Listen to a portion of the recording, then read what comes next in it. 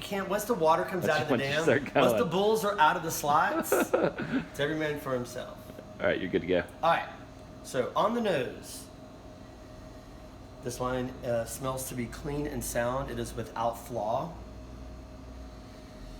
This wine is showing signs of developing aromatics. Primary fruits include citrus. I'm going to go with some grapefruit on this. This wine also sees a little bit of mandarin orange. There's a certain green quality to this wine, so scallions, green onion, and chive.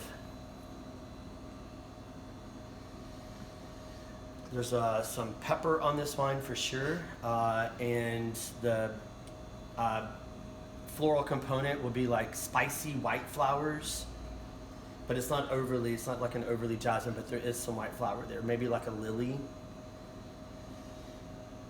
I'm not really getting any signs of oak aging on this wine, but I'll defer that to the palate. And there is a certain like river rock minerality to this wine. I can't wait to taste it.